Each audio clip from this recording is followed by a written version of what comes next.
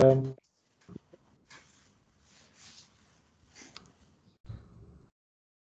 hey guys, how's it going? It's Luke here. So today I've got Kevin abroad, and Kevin has his own YouTube channel about language learning and his experience involving that. So I'll leave a link about his channel in the description box below. So Kevin, can you give a brief introduction to yourself and your channel?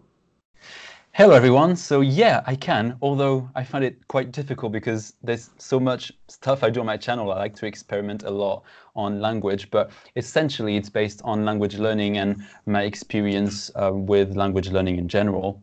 I grew up bilingual and I've acquired two different levels of proficiency for other languages. So I like to sort of talk about language from many different points of view. Like for example, recently I've tried to focus a bit more on the thinking behind languages. So for example, I try to help people not have limitations in terms of learning languages from a thinking point of view. For example, people that think that they don't have time. So I kind of try to deconstruct these beliefs. So yeah, I think that's a good summary of my channel, I think. Nice. So you're learning Japanese at the moment, correct? Yeah, So what made correct. you want to start learning Japanese? Oh, that's always a difficult question because, interestingly enough, when I was younger, I used to really love watching animes like Naruto, but actually, it hasn't made me want to learn Japanese at all when I was watching them. I didn't really know anything about Japanese. I just enjoyed it, but I still think that was my first foot in the door, rather.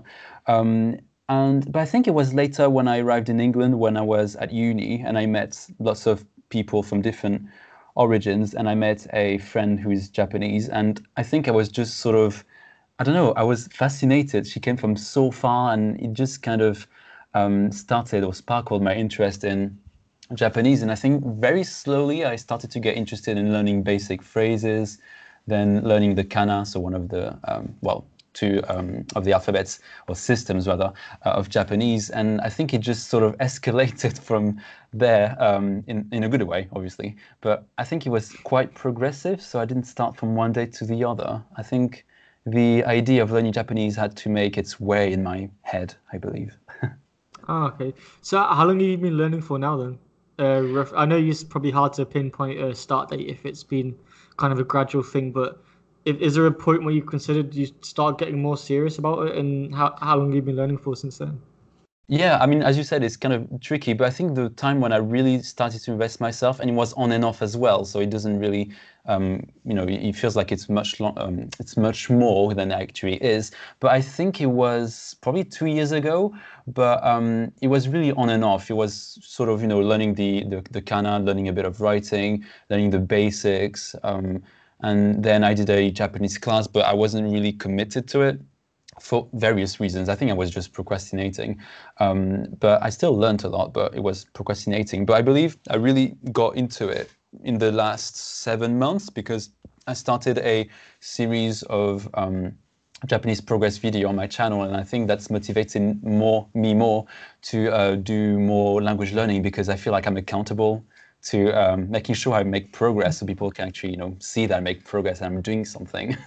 And that gives me a reason to make a video as well. So it's a win-win. Oh, cool, cool. So for those 7 months, so you've talked about Canada. Did you have any exposure to Kanji before that? So the main reason I wanted to invite Hmm. Kevin on today is to talk about his experience revolving around Japanese kanji and the method that he's used to learn kanji. So we'll speak about that a bit in a second, but before you've started the it's kind of RTK related method, but Hmm. I think it was a bit of Nanki deck or something, right? So before you decided to start that, did you have any goes at learning kanji before? Did you learn some of the basic ones, or were you just kind of like let's just avoid kanji?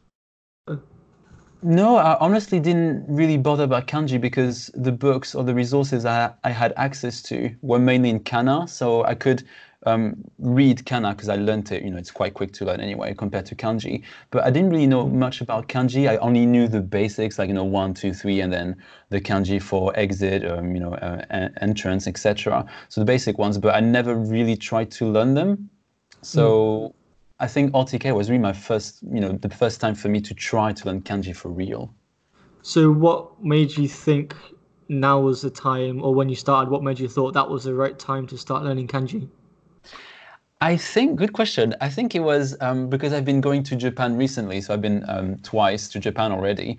And the first time I could feel that I needed to learn kanji if I wanted to read Japanese, because what happens in Japanese is that there are three systems. I mean, I'm explaining to people that might not know. There are three systems. And if you can read two, you can't really read much. I mean, you can read, Mm. but you can't understand what's happening because you're Yeah. basically having half of the sentence because most of the words have kanji in Japanese. So you kind of don't really know what's written so much, unless it's furigana, but that, if they put kana on top of the kanji. But Yeah, yeah, which I is just only felt like, really in like comic books for kids and stuff, right? And things like yeah, that. You're like not really going to see it on road signs and stuff like that, exactly, right? yeah, it's not, it's a good thing when you get started, but really you want to move away from furigana and just learn the kanji and how to read it, or at least how to recognize the kanji, and which can make sense of the words. But we'll talk about that in a bit. But yeah, and then I just knew that I had to learn kanji if I really wanted to read Japanese. Um, so I think it was actually when my second time in Japan in April, where I just Googled how to learn kanji and just trying to understand how people did it. Really, I was just curious because I was starting from nothing and knew nothing about kanji, and I knew that asking native speakers would not be very useful because they learn it. Like, how do they learn it? They just learn it by force. What do you call that? Short Force memory. memorization over Yeah, 7 years exactly. or So obviously whatever. it's not what I wanted to do, and to them it makes. I mean, I don't know if that makes sense, but it's okay because they will see them every day for their entire life, so they will eventually learn them. But for me, I'm not in Japan, so I had to find a way that was more for a learner of Japanese rather than a native speaker.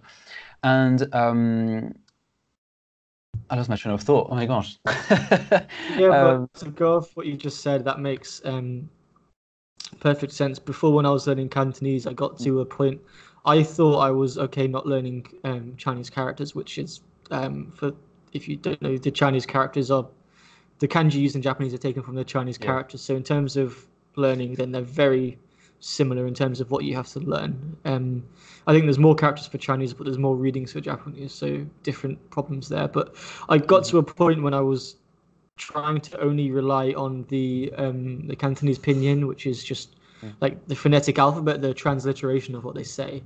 And Yeah. after about 9 months, it just became blatantly obvious that if I was illiterate in the language, you're not going to be able to learn anywhere near enough words to get to a good level in the language to the point where you can talk about a wide range of topics. So it's quite interesting that you've said that. So you've talked a little bit about why. So what was the method you used?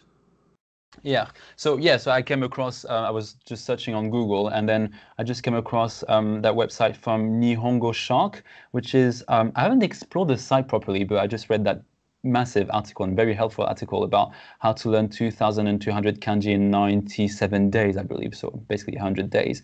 And I just read through the method, and it just seemed to make sense. And I was just kind of willing to try it because on my Japanese progress video series, I just like to experiment things, and just if it doesn't work, I'm just like, it's fine, it doesn't matter, I don't care. At least I can sort of talk about it, and it's interesting to also learn about a bit more about how I learn as well. So if it hadn't worked, then I would know this wouldn't have been for me, and I would have to try something else. But I mean, it did work. But yeah, I just came across this article and it just seemed to make a lot of sense. It was a bit controversial because online people are like, yeah, but that's not the best way to learn kanji. It's a weird way, and etc. Um, and yeah, do you want me to say that, or you can? I'm No, guessing you no, no. can. So I was just making a note. So for those Okay. of you that are interested, I'll leave a link to the Hunger Shark article that Kevin's talking about in the description, so you can go over and read that yourself. So Karen, what were you saying, Kevin? Yeah, and yeah, so the method essentially, it's kind of hard to explain. It's sort of simple, but kind of hard to explain, without pictures. But I guess they basically break down each kanji and give any small parts a sort of word or like a keyword, I guess. And with So these was the keywords, book? was the book was it actually remembering the kanji you used, or was it an Anki deck that was inspired by remembering the kanji? Yeah, good question. So I think it is actually inspired from remembering the kanji, so RTK, and then I downloaded a deck from Nihongo Shark, so the actual blog or website, and they created a deck which is really well made. It gives you, I mean, it's just so much information on there, which is really useful. And yeah, so it sort of breaks down the kanji into different parts and assigns a meaning to all the different parts, which is actually quite interesting because some of them are quite inappropriate. So there's a part which is called Mm, crotch. It's very funny, yeah. very surprising at the beginning. But it's good to know actually that if you're under 18, maybe don't try this deck, or if you sort of, you're not, because it's quite sexual. A lot of it is very sexual.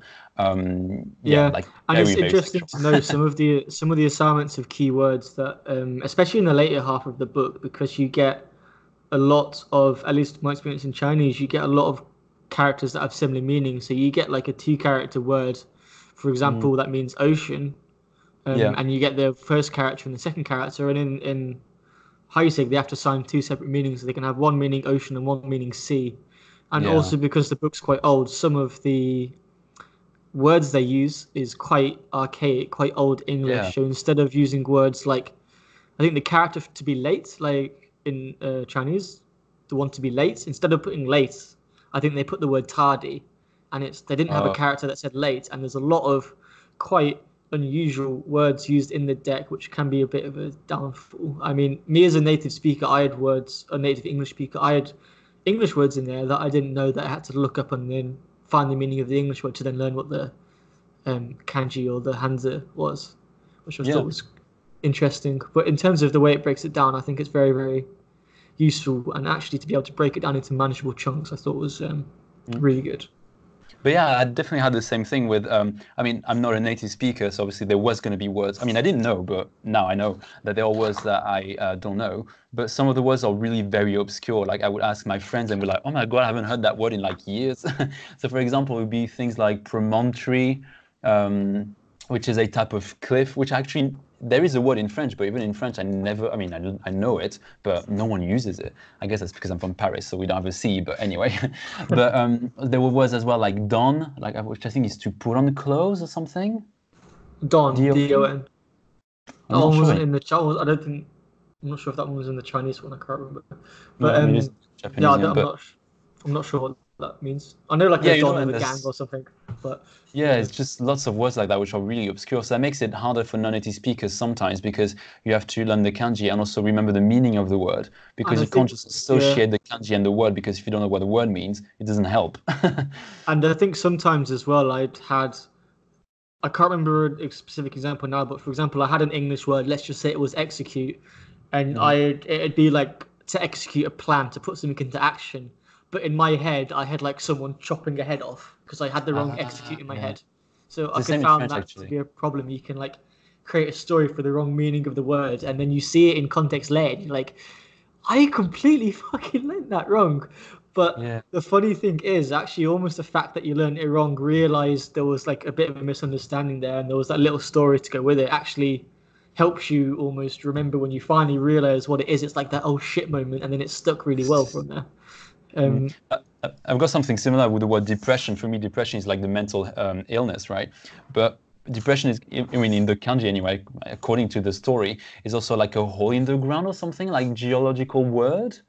Or is really? it like a weather type of word? I'm not sure. But it's not depression as the mental illness. It's just something else. I'm like, oh yeah, but if I'm thinking depression in terms of, feeling depressed, then I'm not learning the right meaning of the word. So definitely I had the same thing going on.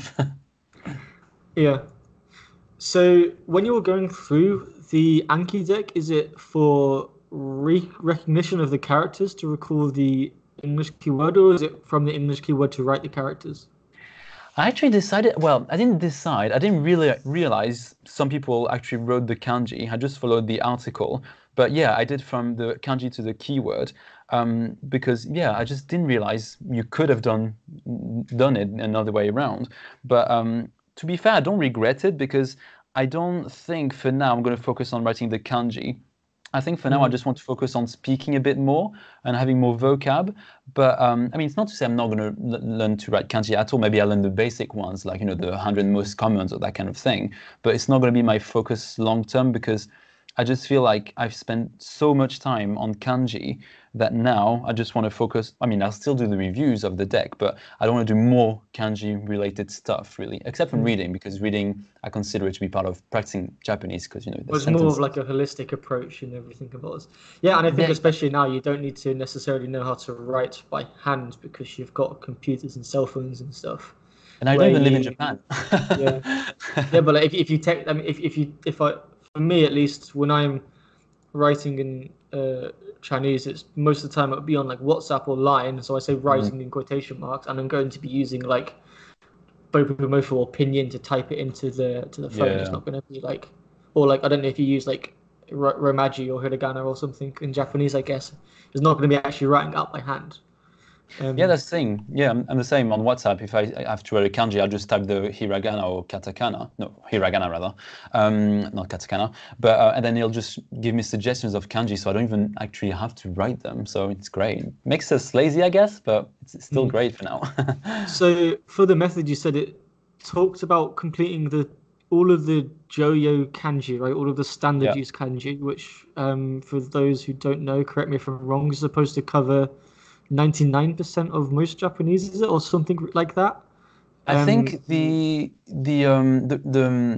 purpose of it is the kanji that are learned all the way through what's the word, like sixth form in Japan, so up to 18 rather, so like compulsory education, that's it. So it's the kanji that are learned in education before university, essentially. oh, I okay, yeah. think I'm pretty sure Um, that's that. okay. And it said you would do it in, was it 100 days, 97 days? And how many kanji were you doing a day? And how long did it take you? So I didn't actually I took a little bit longer than 100 days. I believe it was around 110, 115 days, something like that. And at the beginning, I was doing 20 kanji a day, which is very easy at the beginning because, you don't have much to review and it just takes 5, 10 minutes. So And it's then the quite easy at the reviews pick beginning. up and up and up and up and up as you go through. Yeah, Yeah. exactly. Yeah. Yeah. And Yeah. then I was doing, there was some days when I wasn't doing any kanji. I just wanted to focus on review because I just felt like I was failing too much. And I was like, okay, maybe I'm doing a bit too much. To be fair, it was, sometimes if it was the weekend, I couldn't be bothered to learn more kanji. So I just wanted to take sort of a half break. So I was only doing reviews. So I would have breaks like that, maybe 2 days, 3, 4 days, it depends. Especially when I was on holiday, I wouldn't learn new kanji.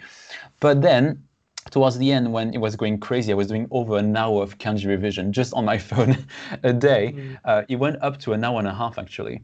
And I was doing towards the end because I was sort of sick and tired of it, and I was on a holiday, so I basically had a lot of time to do it. I just did 50 kanji a day for the last 400, I think. Just Very to kind intense. of like blast through it. Yeah. I was So, just like, I just want to do the reviews now. I'm sick and tired of doing new kanji every day. so I want to ask on that last few days when you said you upped the kanji to 50 a day, were you being kind of more lazy with the stories, or were you just kind of like, I'm still going to take my time and do this? Because I've been through the Isaac books in Chinese, and I know I've had the feeling of I just want to get this done. You can kind of end up rushing Yeah. through. I did the mistake, I think, when I was going through the first book in Isaac. I think the last like 200 I think I covered in a few days, and I kind of rushed it, and my retention rate for those last few were really bad compared to the previous ones. Mhm. Well, I think I definitely was rushing a bit because the more you have reviews, like the quicker you want to do it. Because I don't know if it's a brain thing, but I feel like if you have like 10 things to do, like 10 kanji to revise, you take more time. You're like, okay, it's fine, it's gonna be done in like 10 seconds.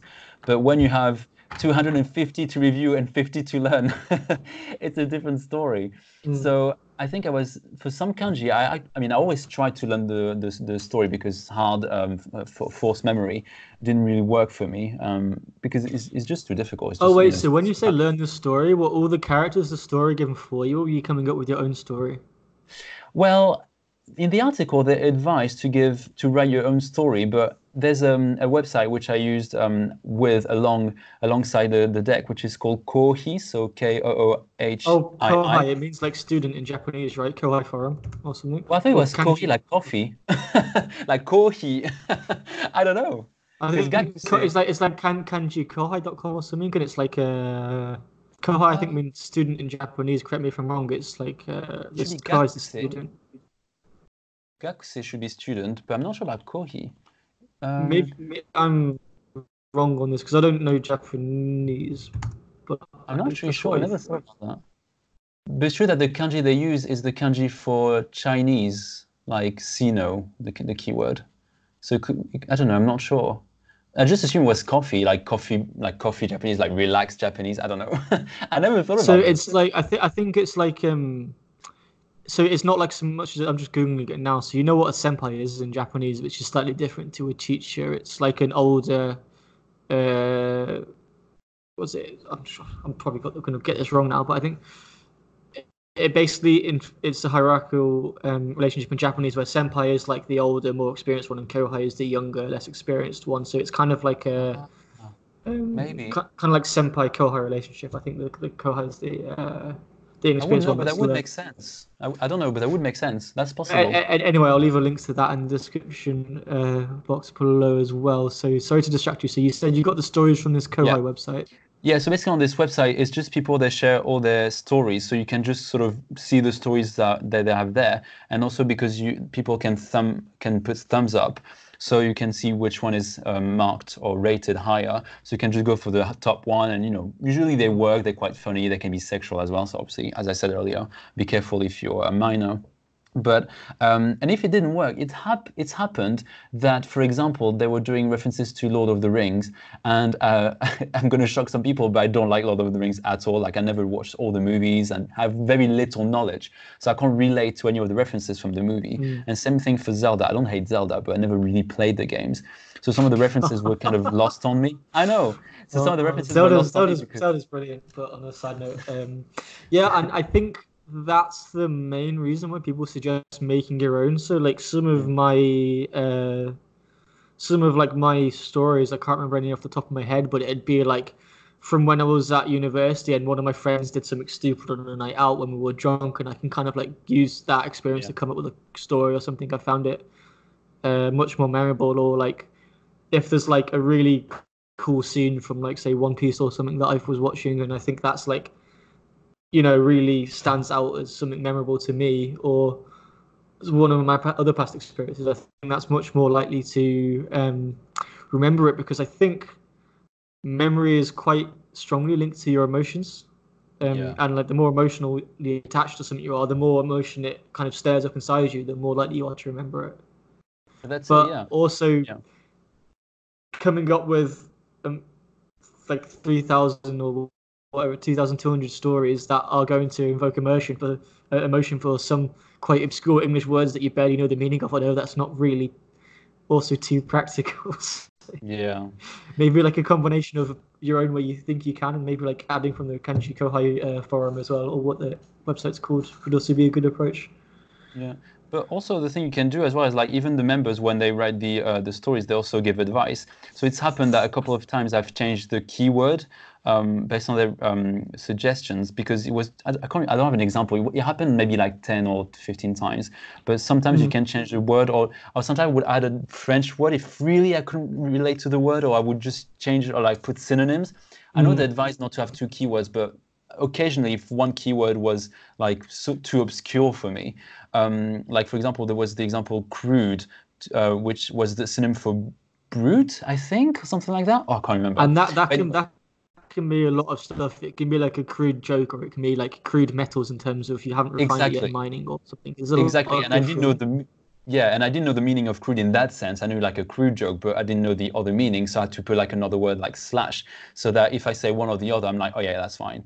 But I wouldn't do it for every word because I don't think. I mean, the point is not to learn two words, but at least if I'm close enough, I'm like, oh yeah, I'll pass it. It's fine. But Yeah, yeah. I think he referenced in the Heisig book. I think he referenced in the Chinese one. There was some. It was some fictional character from a book that must have been from well known from his era or something that I'd never heard of before. I remember googling it and I can't remember what it was for life for me, but I didn't know who it was, so I was like, oh well, I don't know. I think I changed it to Goku off Dragon Ball because I was like, well, I know him. He's got like Mm. loads of wacky adventures that you can kind of put into weird stories or whatever. So Mhm. yeah, I think like as long as it doesn't I guess the risk is if you want to change it from one keyword to another, maybe it's just worth checking. You can just do a quick search on the Yankee Yeah, browse that the keyword you want to change it to is not already taken. yeah. So otherwise that'd be confusing. And also, I think an advice I would give is if you're changing the keyword, make sure you know it still is relevant to the kanji. I mean, what I mean is like some kanji will have tons of different meanings, but it's better to choose the keywords which will, I don't know what the right word is, but embrace, if I may say, like the most common meanings. Let's say a kanji means both horse and, I don't know, a flower, I don't know, random example, and tons of other meanings. If most of the meanings are so related to a flower or like vegetation in general, I would advise to have a keyword that's related to that, if that makes sense. Yeah, and I think with Heisig, some of the keywords he chooses, like I'm trying to remember the character for and in Chinese, it's kind of like a I can't remember what the keyword was exactly, but he picked something very, very like obscure. And then as soon as I started reading Chinese, I was like, oh, this is like one of the most common characters in the language. And the keyword, I'm just looking it up now. The keyword he's given it was harmony, and it's Oh, like okay, but this is just used to mean and in Chinese, and this is probably like an obscure meaning of the character when the most common form is something completely mm, different. yeah, But I exactly. think he might have already used the words and in a different story, so it's like okay, well, this is when you have to play off the less common meaning because the other Mm, one's already used up.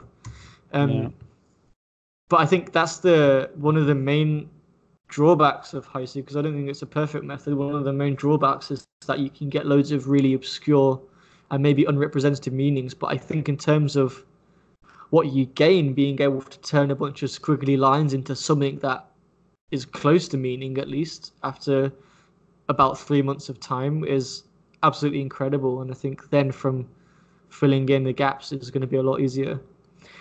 yeah. So since you've started the Anki deck, since you started from that website, nihongoshock.com, you use that method, and now you've finished and had a month of sort of reps. Has your opinion changed at all of the method? I definitely recommend it. For me, the advantages was mainly, I mean, as you can expect, you can sort of understand words or like sentences or general meanings, even if you don't actually know. For example, if you see the kanji for, I don't know, what could it be? Harmony, let's say. Or no, let's choose a verb, maybe come or take or something like that. Then you can sort of know it's a verb take, but the only drawback, I guess, is that you don't know which tense it is if you don't know the grammar. But at least you get a gist of what something means, and if it's like just a word you want to know, it can sort of give you the sort of an idea of what the word is. But for me, the main advantage really was that it's actually something I've discussed in one of my videos, is that kanji don't really look like random symbols anymore, and you can, because I don't know if you have the same thing, but if I'm looking at a text from with a writing system that I'm not familiar with at all, then my eyes don't really focus on anything. It just looks like, I don't know, like I don't even know what it is. I just have no idea. My brain can't process it. But now that Yeah, I I remember. can recognize Yeah, all the kanji, then I just feel like even if I sometimes can't remember the kanji, at least I can look at it. My brain can focus on all the kanji because I know them, if that makes sense. you know enough about the system to kind of recognize all the building blocks and what's going on. Compared to, like, say, if I was to look at a text in Arabic, it looks like a long squiggly line that I don't really know where it stops and ends, and it looks very confusing. I think that for me that was the main drawback. It is one, it's easily achievable if you just stay your course. I know if I do 20 a day in this book or whatever, I'll finish in X amount of days, and then it would turn these squiggly lines into something that I can at least start to try and turn into comprehensible. So it's Yeah. it's not it's not just a bunch of squiggly lines. Say it's the one for Brighton. Now you've got a sun and a moon instead of just 10 strokes that you need to remember the order of or Yeah, something. exactly. Yeah, Yeah. for sure. I think that's been the main advantage. I mean, I've been using a graded reader And sometimes there were words either I learned and forgot or I just didn't know. And just knowing the kanji meant that I didn't have to use a dictionary. I mean, I did use to check, but I could guess the meaning. I had the reading, so I could read the kanji.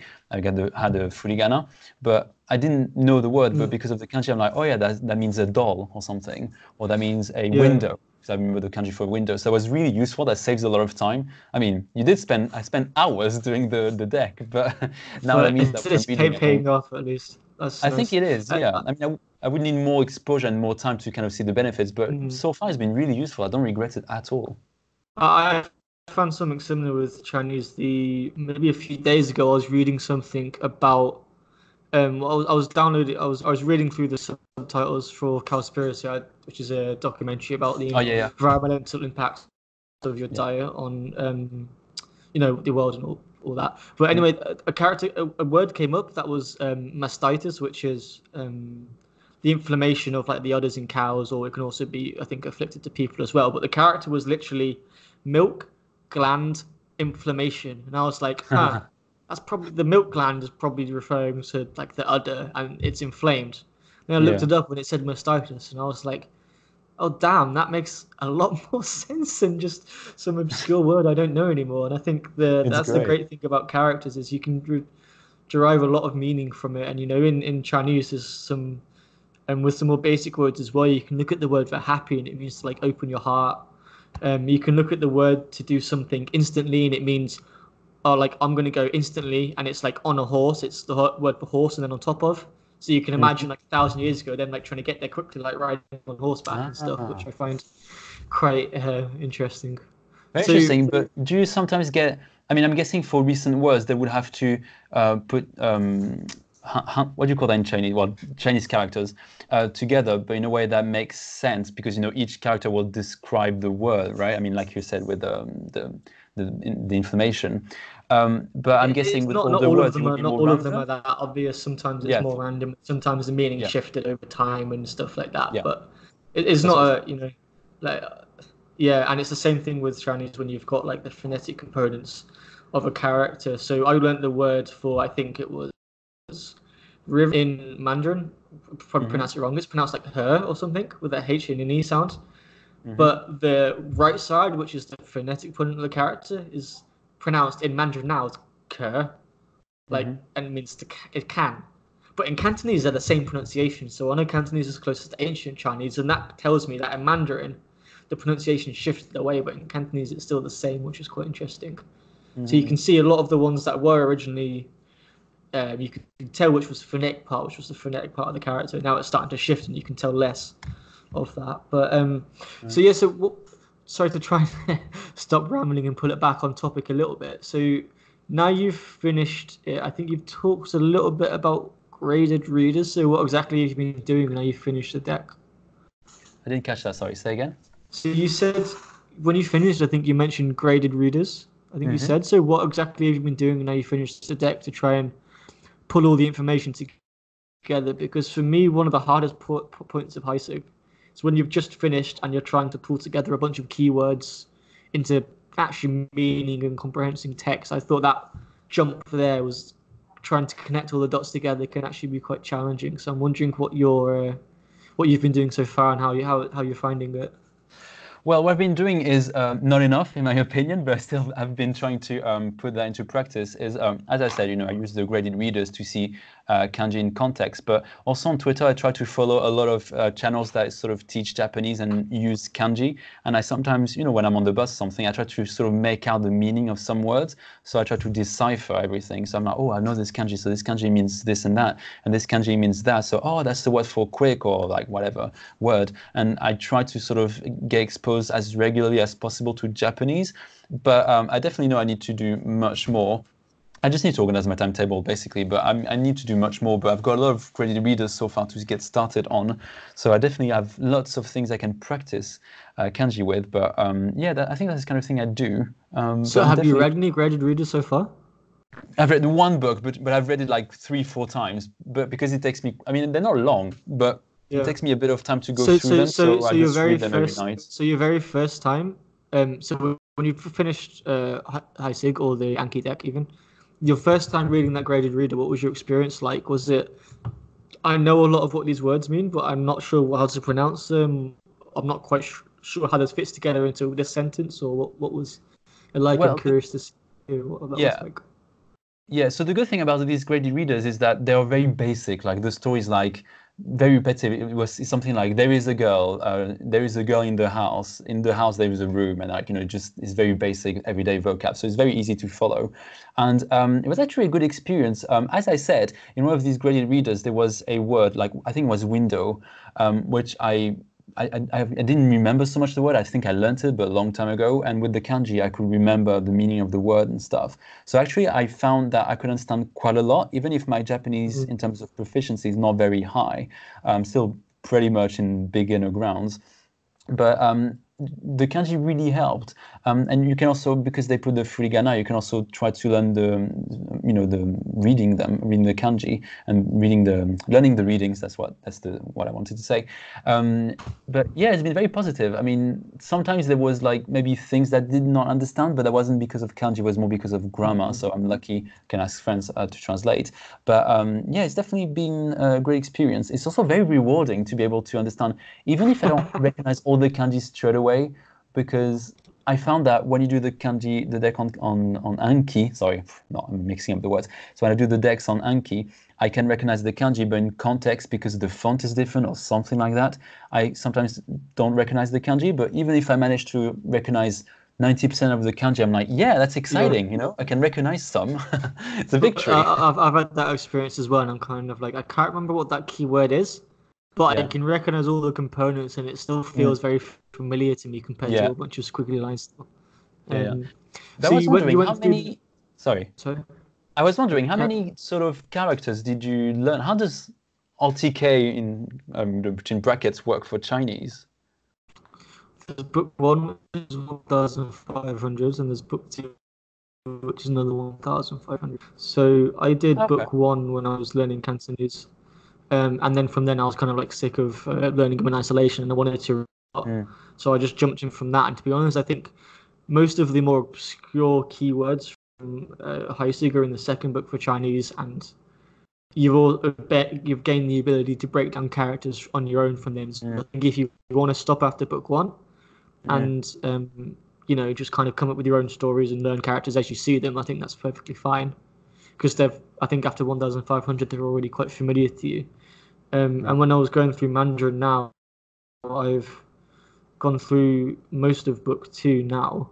Um, I think I've been through like maybe like three quarters of book two, which is another 1,500.